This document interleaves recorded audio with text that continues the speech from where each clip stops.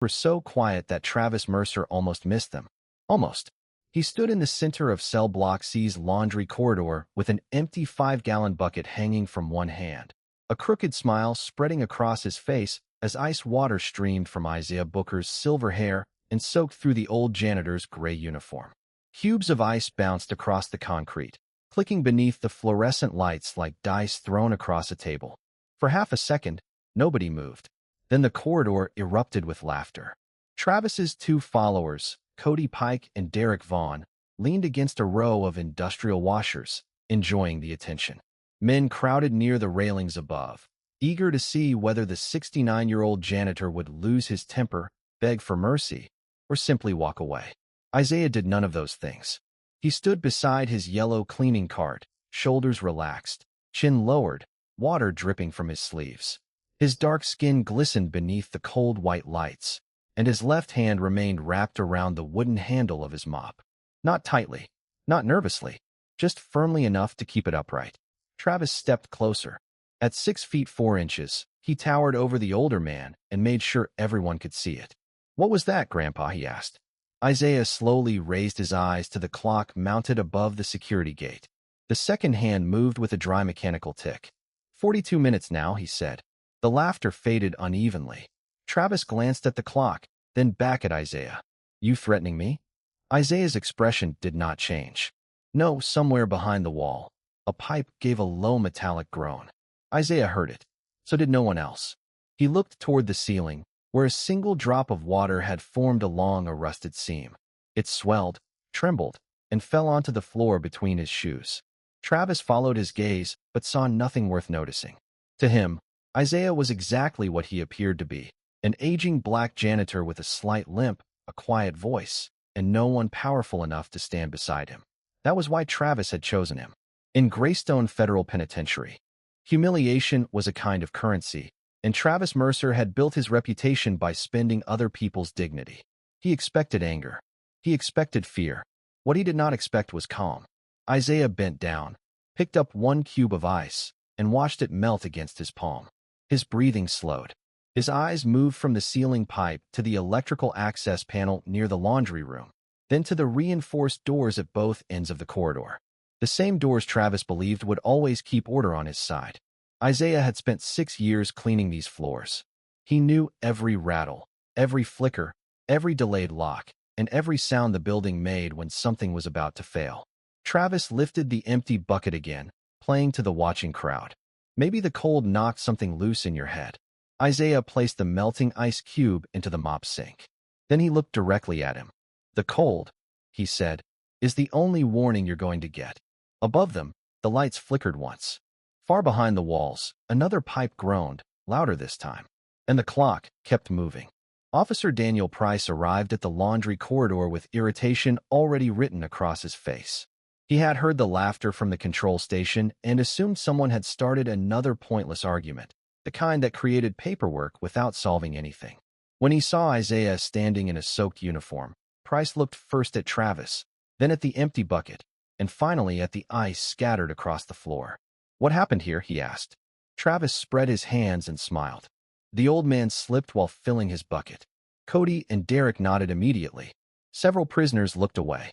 Isaiah said nothing. Price studied him for a moment. "Booker, do you need medical attention?" Isaiah glanced at the clock. 40 minutes remained. "No, Officer Price. But you need to shut down the electrical panel behind the laundry room and call maintenance." Price frowned. "Why?" "A heating line above the west conduit is failing. When it breaks, water will reach the control wiring." Travis laughed again, but this time the sound felt thinner. Price looked toward the ceiling and saw only stained concrete, exposed pipes, and an old light fixture that had flickered for years. "You are a janitor, Booker, not an electrician. I know what pressure sounds like." Another metallic groan traveled through the wall, low enough to be mistaken for machinery. Price heard it, but pride kept him from showing concern. He stepped closer to Isaiah. "Get changed. I will notify maintenance when I return to the station. By then, you will have less than 30 minutes." Price's eyes hardened. "That is enough." He ordered Travis and his followers back to the common area, then walked away without touching his radio. The crowd slowly dispersed, disappointed that the spectacle had ended without shouting. Isaiah remained beside his cart, watching the water spread across the floor in narrow silver streams. A young prisoner named Malcolm Reed approached with a stack of folded towels. At 22, Malcolm had learned that survival at Greystone often depended on knowing when not to speak, but silence had become difficult whenever Isaiah was involved. The old man had spent months helping him read letters from his 8-year-old daughter and write replies that sounded hopeful instead of ashamed. "You should report them," Malcolm said. Isaiah took a towel and dried his face. Price saw enough. Seeing is not the same as caring. "No," Isaiah replied. "But sometimes people care only after consequences arrive." Malcolm looked at the clock. "What happens in 40 minutes?" Isaiah lowered his voice. "The temperature dropped 12 degrees last night. The western heating line should have been drained, but the valve has been stuck since November. Ice formed inside the pipe. The pressure is rising every minute." Malcolm stared toward the security gate. "And if it breaks?" "Water reaches the electrical room. The control system shorts out. The locks enter emergency release." The words settled between them. Every secure door in cell block C depended on that system, including the doors separating the general population from the restricted wing. Malcolm's face lost its color. "You need to tell the warden. I have tried 3 times this month." "Then tell her again." Isaiah looked toward the cameras above the corridor. One had stopped moving. A small red light blinked twice, then went dark. "We may not have time." Across the block, Travis leaned against the railing, watching them.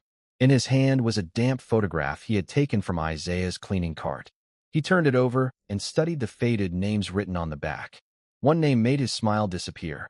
Aaron Mercer. Travis looked from the photograph to Isaiah, and for the first time that morning, his confidence gave way to something older and far more personal. Above them, the lights flickered again. This time, they stayed dark for 3 full seconds. When the lights returned, Isaiah was already looking toward the western wall. The 3-second blackout had confirmed what he feared. The electrical system was beginning to lose stability, and the next interruption might not end so quickly. Malcolm followed his gaze. "How much time?" Isaiah checked the clock. 36 minutes, maybe less. Across the upper walkway, Travis folded the damp photograph and slipped it into his pocket. The name on the back had awakened a memory he had spent years trying to bury. Aaron Mercer had been 24 when he died overseas. Travis had been 13. The official letter had praised Aaron's courage, but offered almost no explanation. Their mother had kept that letter inside a kitchen drawer until the paper yellowed at the edges. Whenever Travis asked what had happened, she gave him the same answer. Aaron had trusted the wrong commander. Now that commander appeared to be standing below him with a mop in his hand. Travis descended the metal stairs slowly, no longer interested in entertaining the crowd.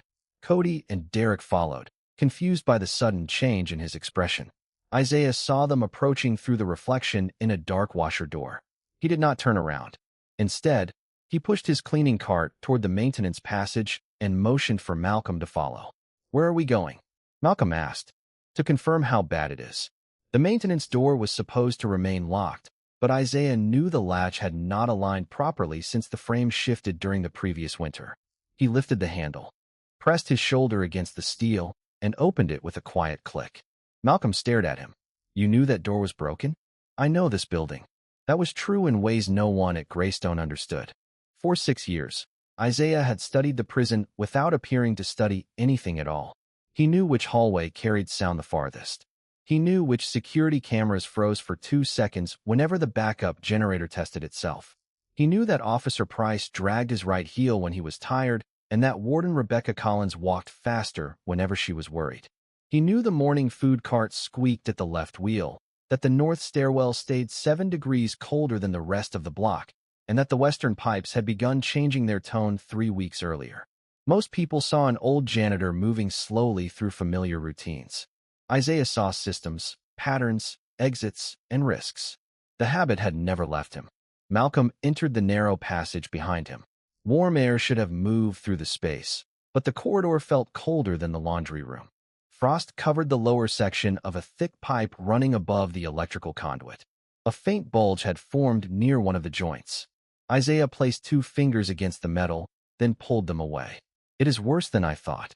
Malcolm looked at the frost. "Can we stop it?" "Not from here." The shutoff valve is inside the restricted service room. Then we get Officer Price. Isaiah shook his head.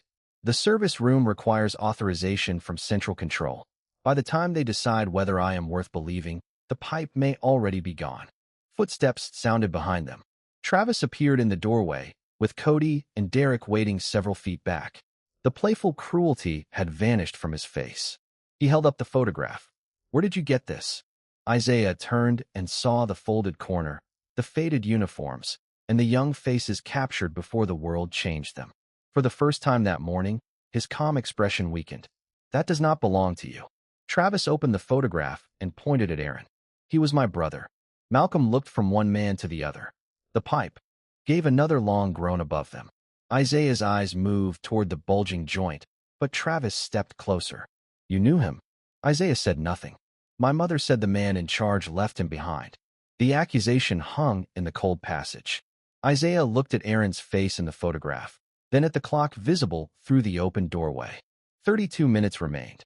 "Your brother was not left behind," he said quietly. "Then tell me what happened." Before Isaiah could answer, a sharp cracking sound came from inside the wall. A thin stream of water appeared beneath the frozen joint and ran directly toward the electrical conduit. The water reached the edge of the electrical conduit in a narrow silver line. Isaiah moved first. He pulled a folded shop towel from his cart, pressed it beneath the leaking joint, and angled the fabric toward a floor drain. It would not stop the problem, but it might buy them a few minutes. "Malcolm, find Officer Price and tell him the west service line has breached," he said. "Use those exact words." Malcolm hesitated. "What about you?" "Go." The tone was calm, but it carried the weight of an order that had been followed by men in far more dangerous places. Malcolm left without another question. Travis remained in the passage, still holding the photograph. "You do not get to walk away from this," he said. Isaiah kept his eyes on the pipe. "I am not walking away." "Then answer me." "Your brother saved 6 men." Travis gave a bitter laugh. "That is not what my mother was told." "Your mother was told what the government allowed her to hear." The pipe creaked again. Isaiah adjusted the towel and watched the water spread faster. Cody shifted near the doorway. "Maybe we should get out of here." Travis ignored him. "Aaron wrote home about you. He said you trained them harder than anyone. He said you could tell when a man was afraid before the man knew it himself." Isaiah finally looked at him. Aaron was not afraid of much. Was he afraid that day? The question struck deeper than Travis intended. Something passed across Isaiah's face, not fear, but memory. Cold wind across a distant airfield. A transport aircraft waiting under dark clouds. 7 young men checking their equipment, while Aaron Mercer smiled at a joke no one else remembered. Isaiah had carried that final image for decades. "He was afraid," Isaiah said. "And he went anyway." Travis stepped closer. "Because you ordered him to?" "Because people were waiting to be brought home." Before Travis could respond, the lights flickered and dimmed to half strength. Somewhere beyond the wall, a warning buzzer sounded once, then stopped. Isaiah checked the clock. 28 minutes remained, but the system was failing faster than expected. Officer Price appeared at the doorway with Malcolm behind him. His expression changed when he saw the leak. "How long has that been happening?" "Less than 2 minutes," Isaiah said. Price touched his radio. "Central Control, this is Price in West Maintenance. We have water near an electrical conduit. Request immediate shutdown and maintenance response." Static answered him. He tried again. Nothing. The blackout had already damaged the local signal relay. Price looked toward the service room door at the end of the passage. A red authorization light glowed above the handle. "That door only opens from central control. There is a manual release behind the laundry supply cage," Isaiah said. Price stared at him. "How do you know that?" "Because the original building plans were stored in the janitorial office before someone threw them away." "You read them?" "I read everything people decide is no longer important." Price turned to Malcolm. "Get back to the common area." Then he looked at Travis, Cody, and Derek. "All of you move." Travis did not move. He lifted the photograph again. "We are not finished." Isaiah took the picture from his hand, smoothed the wet crease with his thumb, and placed it inside his shirt pocket. "No," he said, "but if we do not fix this, none of us will get the chance to finish anything." The warning buzzer sounded again, this time from several directions. Heavy locks shifted inside the walls with a dull mechanical thud.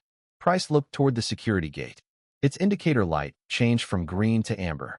Isaiah heard a second sound beneath it, quieter but more important: the emergency system preparing to release. "We need the manual shutoff now," he said. Price finally stopped questioning him. "Show me." Isaiah pushed his cart back into the laundry corridor. Travis followed, no longer because he wanted answers, but because for the first time he believed the old janitor might be the only person in Greystone who understood what was about to happen. Above them, the clock continued counting down, but Isaiah knew the number no longer mattered. The building had made its decision. Isaiah led them through the laundry room as the amber light above the security gate began to pulse. The usual noise of Greystone had changed. Conversations had faded. Doors clicked at irregular intervals. Somewhere in the distance, an alarm tried to start and failed after a single broken tone. Officer Price kept one hand near his radio, even though it had stopped working. Travis followed a few steps behind, with Cody and Derek close to him, while Malcolm moved beside Isaiah. At the back of the laundry room stood a steel supply cage filled with detergent, replacement uniforms, and cleaning equipment. Isaiah pushed his cart aside and pointed toward the lowest shelf. "Move those boxes." Price and Malcolm pulled away two heavy containers, revealing a narrow metal panel near the floor. Its surface had been painted over so many times that the edges were almost invisible. Price stared at it. "I have worked here 9 years. I never knew this existed." "Most people look only for what they expect to see," Isaiah said. He took a flat maintenance key from beneath the cart handle and fitted it into a small slot. Travis noticed the key immediately. "How long have you been carrying that?" "Since maintenance stopped answering requests." The panel opened with a reluctant scrape. Behind it was a red wheel connected to an old mechanical line. Isaiah crouched and examined the fittings. Rust had spread across the base, and frost covered part of the pipe leading into the wall. Price reached toward the wheel, but Isaiah stopped him. "Not yet. If you turn it too quickly, the pressure may shift into the lower line." Price pulled his hand back. "Then what do? "We release it in stages." Isaiah listened to the pipe for several seconds. His eyes closed as if he were separating one sound from another. Then he placed his palm against the wall. "Malcolm, count slowly to 5 every time I tell you."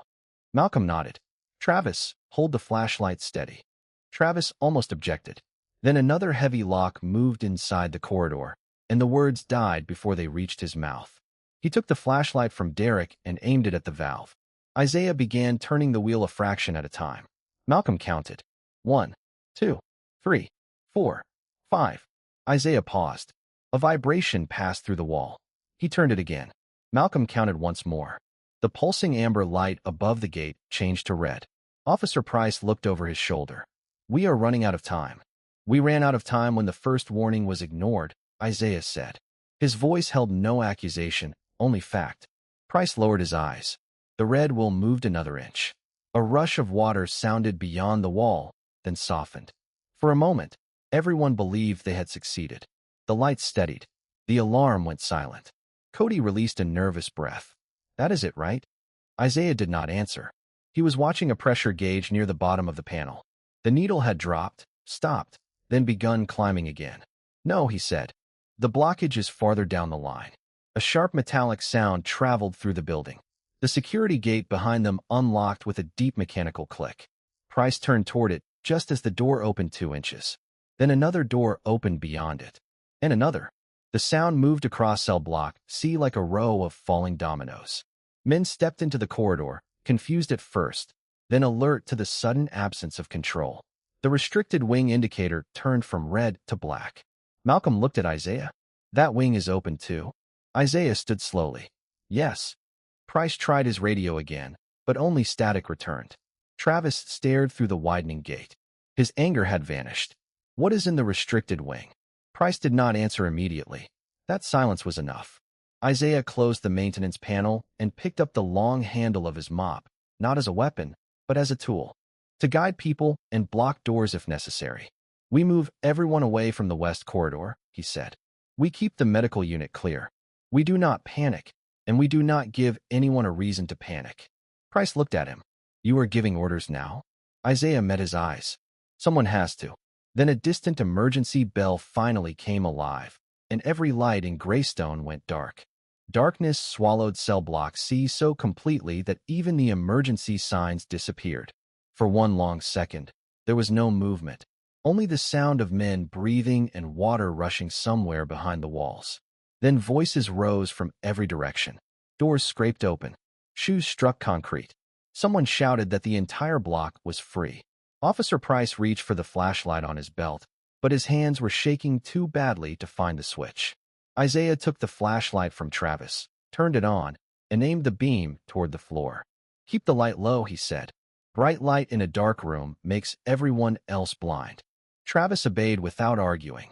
The narrow beam showed the open security gate, the wet floor, and several prisoners stepping uncertainly into the corridor. Isaiah moved to the center of the laundry entrance and raised one hand. "Listen to me.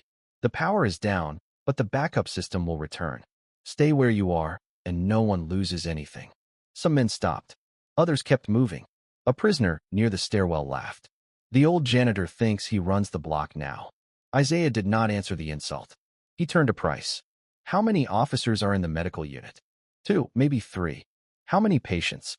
7. "Then, that is where the crowd will go first." Price understood.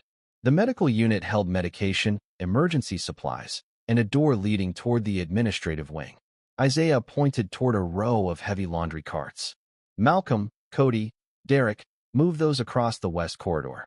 Leave enough space for one person to pass." Malcolm grabbed the first cart. Cody hesitated until Travis looked at him and said, "Do what he says." Together they pushed the carts into position, creating a visible boundary without trapping anyone. Isaiah then directed several older prisoners toward the laundry room, where the walls were thick and there was only one entrance. His voice remained calm and even. He did not shout. He repeated simple instructions until the room began to organize itself around them.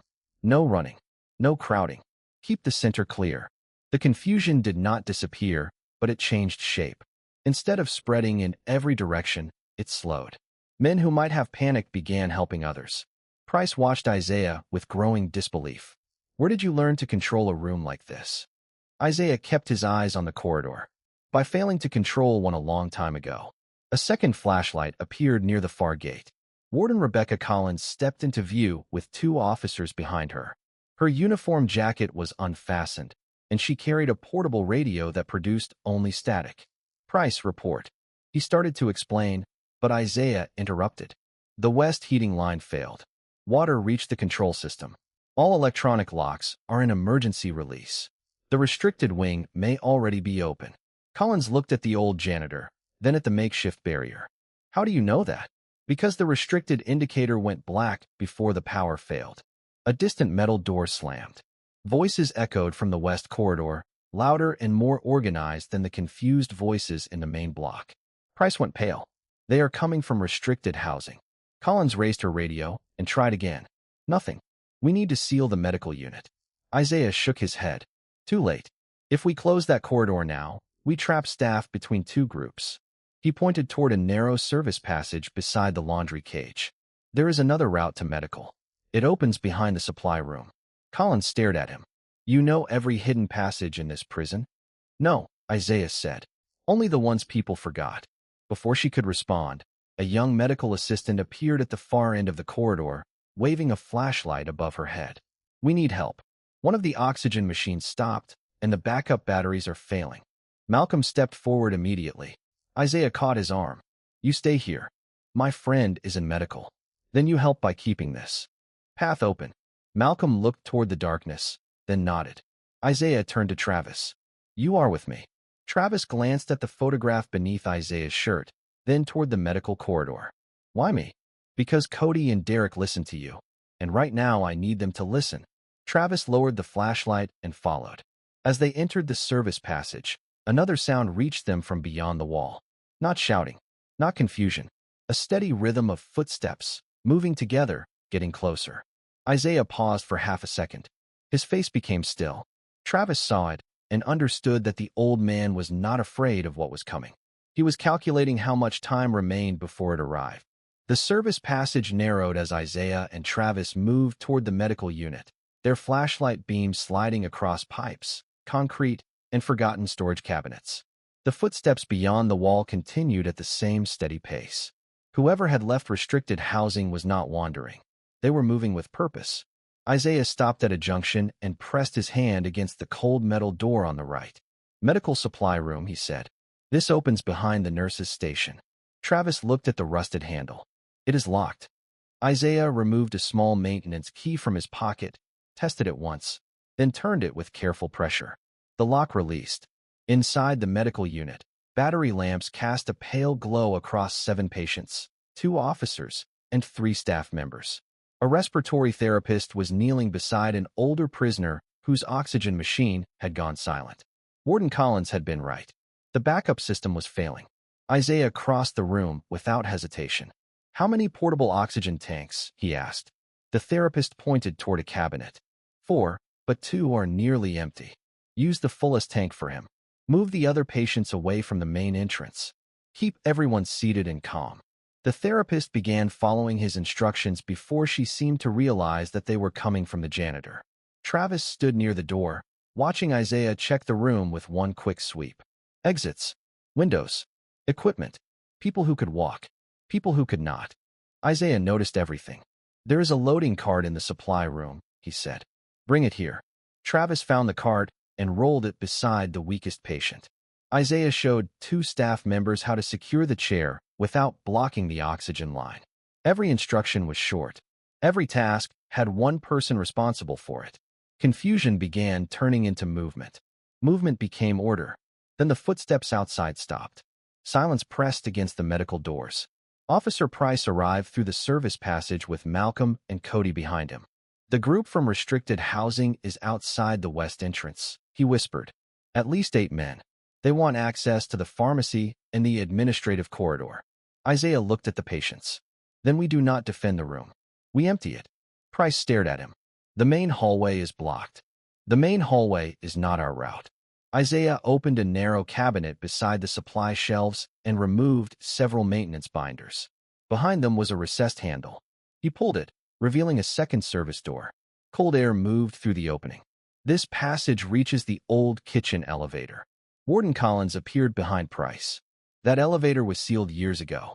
The elevator was sealed. The stairwell beside it was not. Isaiah assigned Travis and Cody to move the cart, Price to lead the walking patients, Malcolm to carry the emergency light, and Collins to remain at the rear with the medical staff. Travis frowned. You are putting me in front. I am putting you where your strength can help someone. The words silenced him. The first medical patient entered the hidden passage. Then another. The operation moved quietly, one person at a time. Outside the room, someone tested the pharmacy door. The handle moved once. Then again. Travis looked back, expecting fear from Isaiah. There was none. Isaiah stood beside the nurse's station, leaving only after everyone else had entered the passage. As he reached the hidden door, the main entrance opened several inches. A man from restricted housing called into the room, demanding supplies and access to the administrative wing. Isaiah did not raise his voice. The medical patients are gone. The pharmacy cabinets require power. There is nothing here worth risking your future for. The man paused. Who are you? The person giving you one chance to return to your unit before the backup system comes online. It was not a threat. It sounded like information. The man studied Isaiah through the opening, then looked at the empty beds and dark equipment. After several tense seconds, the door slowly closed. Isaiah entered the passage and sealed the hidden panel behind him. Travis stared at him as they guided the cart down the narrow stairs. You knew he would leave? No, Isaiah said. I knew he needed a reason to make the right choice. They reached the lower landing just as the emergency lights flickered back to life.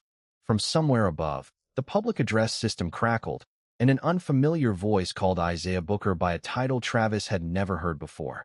Chief Booker, identify your location. Everyone stopped. Isaiah closed his eyes for one brief moment. The past had finally found him. The public address system crackled again. Chief Booker, this is Colonel Nathan Cole. Confirm your location. Isaiah opened the emergency handset mounted beside the stairwell and pressed the transmission button. Lower kitchen passage, East Landing. 7 patients, 3 medical staff members, Warden Collins, Officer Price, and 4 inmates are with me. A brief silence followed. Then the unfamiliar voice answered with unmistakable relief. Understood. Backup power is returning in sections. Hold your position until the south corridor is secured. Travis stared at Isaiah. Colonel. Isaiah replaced the handset. An old student. The emergency lights brightened, revealing the faces around him. Warden Collins looked from Isaiah to the hidden stairwell they had just used. Chief Booker, who exactly were you? Isaiah did not answer immediately. He checked the older prisoner's oxygen tank, confirmed the flow, and directed the medical staff toward the next landing. Only after everyone began moving did he speak. I trained military teams to enter places where doors were locked, communication had failed, and frightened people were trapped inside. Colonel Cole's voice returned over the speakers. That is an incomplete description. Isaiah Booker designed the confined space rescue program still used by multiple special operations units.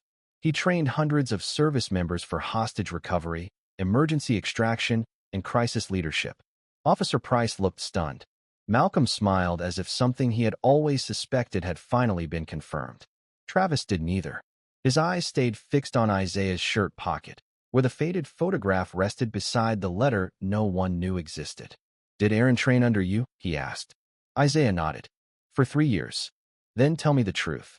The group reached the old kitchen level, where Colonel Cole and 6 uniformed responders waited near a secured door. Cole was in his late 50s, with close-cut gray hair and the posture of a man who still heard every instruction Isaiah had ever given him. The moment Isaiah appeared, Cole stood straighter.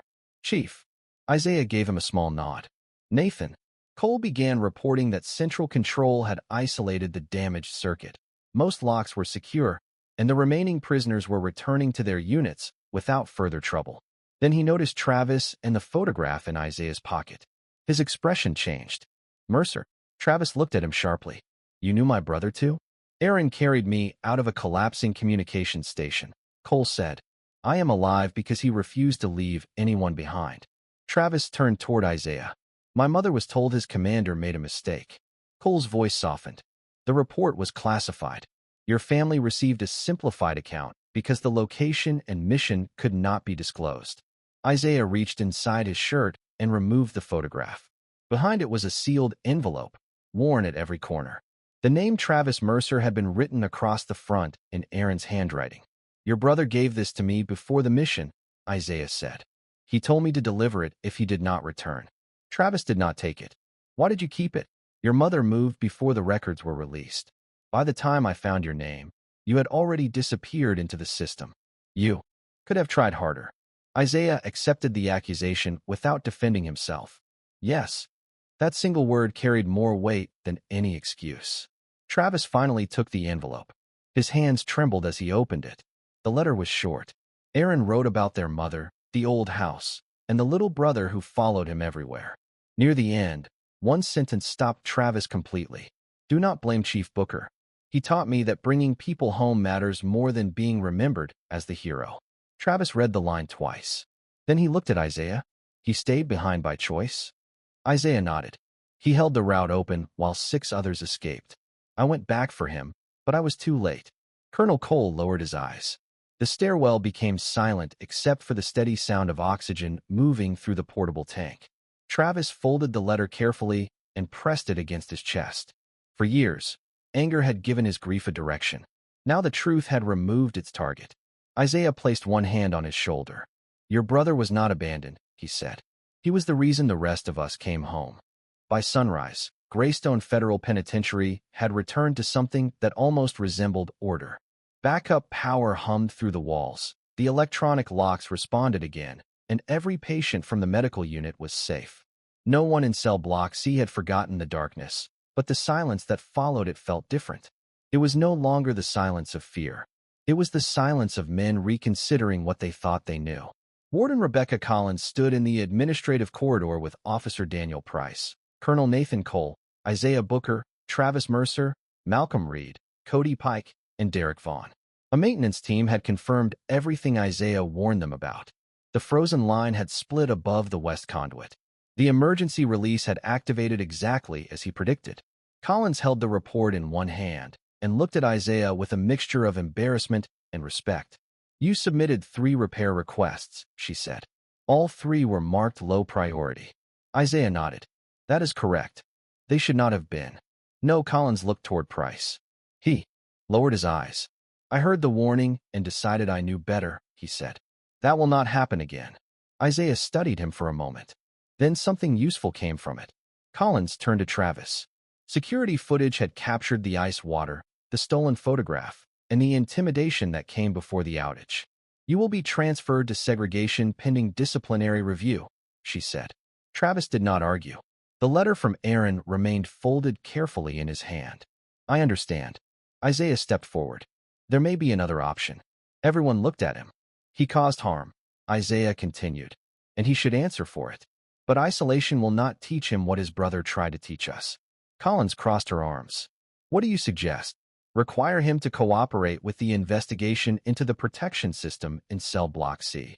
Remove the privileges that allowed him to control weaker prisoners. Place him in the restorative conduct program. Make him earn every step back. Travis looked at Isaiah in disbelief. Why are you doing this? Isaiah answered quietly. Because your brother believed people were worth bringing home. Collins considered the request, then nodded once. He gets one opportunity. Travis lowered his head. I will take it. Cody and Derek exchanged a nervous glance. Without Travis protecting them, they would have to decide what kind of men they wanted to become. For the first time, neither one laughed. Later that morning, Malcolm found Isaiah in the laundry corridor. The ice had melted, the floor had dried, and the old clock above the gate was still ticking as if nothing had happened. Isaiah stood beside his cleaning cart, replacing a worn mop head. Malcolm smiled. You saved the whole block, and they still have you working. The floor still needs cleaning. Colonel Cole said you trained people who rescued hostages. I did. Then why stay here? Isaiah looked through the gate toward Travis, who was helping an older prisoner carry a box of books to the library. Because some people need training before they believe they can become better. Malcolm followed his gaze. Do you think he can? I think today he made one better choice than yesterday. Colonel Cole entered the corridor carrying a sealed folder. Warden Collins walked beside him. Chief Booker, Cole said, there is a situation overseas involving a prison transport, 12 civilians, and a team that cannot find a safe route inside. Isaiah looked at the folder but did not reach for it. I do not fight anymore. We are not asking you to fight. We are asking you to teach them how to bring everyone home. The corridor fell quiet. Isaiah rested one hand on the cleaning cart and looked at the men behind the bars, the officers at their posts, and the building that had ignored every warning until it nearly failed. Then he took the folder. Across the block, Travis watched him and pressed Aaron's letter against his chest. Isaiah opened the first page. His eyes became still, focused, and familiar. The janitor remained where he stood, but the instructor had returned.